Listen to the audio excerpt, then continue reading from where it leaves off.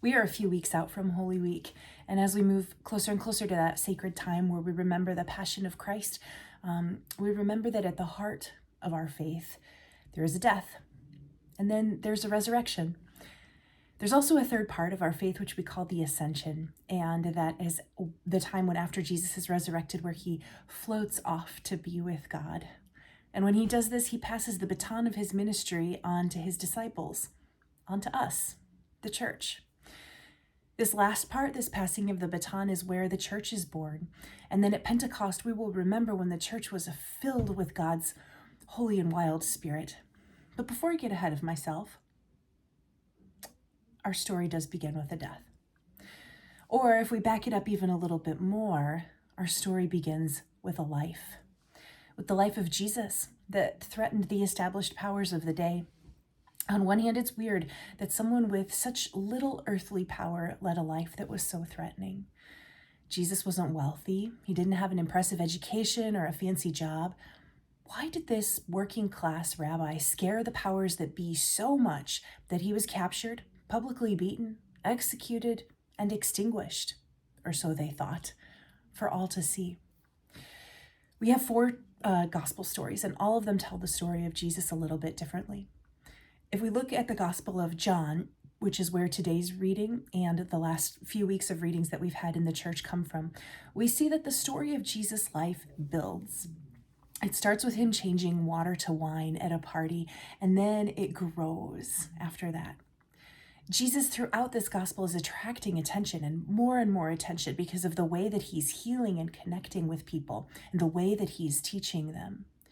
Jesus has turned water to wine. He's turned over tables in the temple. He's walked on water. And now the story really begins to crescendo because he has raised someone from the dead, Lazarus. Ezekiel said it, the prophet Ezekiel, that God would open the graves of the dead.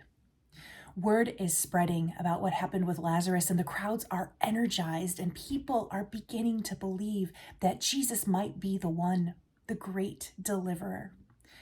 The Roman occupiers are noticing what's going on too. They're seeing how impassioned the people are. They're noticing the crowds. Will there be an uprising?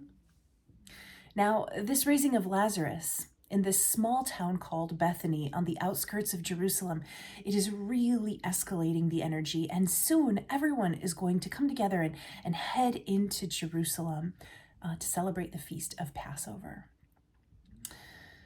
During that Feast of Passover, King Herod also always traveled into Jerusalem with his impressive parade of cavalry and gleaming uniform with their horses and their soldiers marching with military perfection.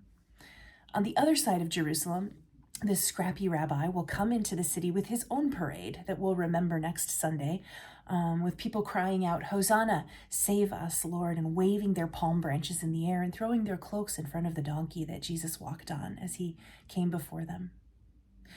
What is it about Jesus that electrified the people in that moment when he walked into Jerusalem? Let's focus again on our Bible story that we had for today, that I'm talking about today. It's the story of raising Lazarus. Now, there is a lot that happens in this story, but what I do see also is a pattern that repeats itself. In the story of Jesus raising Lazarus from the dead, we see this extraordinary example of what Jesus has been doing all along. He is always drawing close to people's tombs, rolling away the stones, staring head on at their fears that keep them awake at night, and removing the grave clothes that bind them. Then he sends them out to live anew. This pattern repeats itself. Think of the woman at the well who had this incredible encounter with Jesus where she felt so deeply known. The hair on her arms stood up.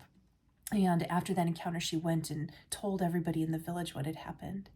Think of the man born blind who we heard about recently, who Jesus reminded of his belovedness, who was brought out of his own tomb and when Jesus told him that he was beloved. Think of Nicodemus, who Jesus encountered, who was still prodding around in the corners of his own shadowy tomb, unsure of how to get out of there, but Jesus entered there with him and talked it through. The truth is, God's love never leaves us where we are. We are never meant to be paused or stagnant. We're meant to be pruned, to be strengthened, renewed. We're meant to grow, to evolve, to change and transform. And I say that as we as a society and we also as individuals. Now, I have a complicated relationship with the Gospel of John. I mostly really love the depth and the poetry of it, but there are a few things in it that are tough for me. One of them is the Gospel's focus on an individual relationship with God, this intimate connection with the Creator. There's some language from the Gospel of John that we hear in some Christian culture, like being born again or a personal relationship with God. And this language isn't necessarily wrong. I just don't gravitate towards it. For some of us, including myself at times, it can be easier to bypass this personal growth piece, this intimate relationship with God piece, and instead jump straight to the service and justice piece of our faith. Kind of like, I'm okay here, but let's focus on the other people with bigger problems, the other people who have more needs. Now, I'm very pro-justice, pro-service, care a lot about that. But the Gospel of John makes me think about this intimate personal relationship. I think that the very real danger of ignoring a call to an individual relationship with God is to fall into a trap of thinking that it's always others who need rescuing, others who need help or charity, but never us. All of us shall fall short of the glory of God.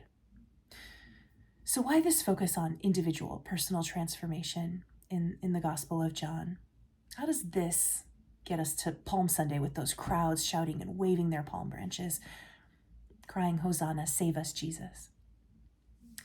There's a Muslim scholar and sociologist named Faiza Akova, and she has written about the importance of individual spiritual growth. She explains that when we work on these individual virtues in ourself, like compassion or forgiveness or generosity, and when we discipline traits that we have in ourself, like arrogance or greed or judgment, when we work on those, that act of doing that transforms us, transforms something deep inside our souls. And when God, the change maker, she says, transforms us at a personal level, that changes how we interact with the wider world. She says that individual growth is a catalyst for wider social change. For example, when we gain a deeper understanding of generosity and maybe our bad habits around it or our tendency to be selfish around the things that we have, when we study that and learn more about it, it ripples out and makes us more generous towards the world around us. Individual growth is a catalyst for social change. What is your growing edge in your relationship with God? What are the stones that need to be chipped away at or rolled away from in front of whatever tomb it is in your own life? To be a disciple of Jesus in the Gospel of John is to be in relationship with him. And that's a little different from the other Gospels where we're asked to just follow Jesus. Here in the Gospel of John, it's to be in relationship, to dialogue, to reflect, to converse with the one who loves us. What does that look like to be in relationship with God? Well, going to worship is a big part of that, I think. Maybe it's also reading a book about God and studying and thinking a little bit more about it, or attending a mission statement meeting like some of the folks in our congregation did a few days ago, where maybe you didn't realize that you would be talking theology with people, but you did, and it was kind of fun, and something deep inside of you grew just a little bit. Maybe to be in relationship with God is to pray a verse consistently, maybe a verse that has to do with forgiveness or hope or mercy or refuge, whatever it is that you need to pray right now, until God works those words deep into your being and you're changed. Maybe to be in relationship with God is to set some sort of reminder that shows up at a certain time every day on your phone and pops up and says something like the word grace. And you see that for 6 months every day at a certain time until something inside of you is changed. How are you deepening your relationship with God? How are you working on that intimacy with the divine creator? How is God leading you to grow? To be in relationship with God, when we do have that, it means that we trust this promise that there is new life. We heard the story of Ezekiel and the dry bones in church, and God asked the question, can these bones live? When we think of this promise of new life, and when we think of that, the answer is yes, they can. God's love never leaves us where we are. We all have tombs to be called out of. We all have stones that need to be rolled away so that we can grow and be transformed. At the heart of the story of our faith is death and then a resurrection. So back to that question about Palm Sunday. What is it that has electrified the people that Palm Sunday morning? It is a pattern that Jesus, when he says to his friend Martha through their tears, Jesus says to her, I am the resurrection and the life. Comes to her in her moment of death and creates a resurrection. He calls Lazarus' name, and out Lazarus comes from that too. It's a resurrection moment. It is when Jesus has a resurrection moment with the woman who's at the well, and they have this conversation, and she was deeply transformed by it. It is the resurrection moment of Jesus putting mud on a man's eyes who couldn't see, and then he opens his eyes and he sees that he is beloved to God and a member of God's flock. It is the resurrection moment of hearing our own names being called to come out of whatever shadowy tomb that we're living in. And then these resurrection moments shimmer and ripple outward into the world. Maybe resurrection is a moment of sobriety for a person whose life has gone off the rails and they're finally getting their hands on the reins and they find a moment of resurrection. It's a resurrection moment for a child that finds hope in a new best friend when they have just been terribly lonely. It's the resurrection moment of a marriage that has had a really rocky year but is finding some understanding and some connection. Resurrection is a glass of water for the thirsty person. Where have you seen resurrection in your own life or in this world? Where do you long for it? I long for it in many places in my own life, and I try and work for it. And you better believe that I long for it for our aching and broken world. Hosanna, Lord, save us. We all long for resurrection. At the center of the story of our faith, there's a story of a death. But before this death, there's a relationship that transforms and molds us. And then thanks be to God, there's a resurrection. For nothing in all of creation can keep us from the love of God. Thanks be to God.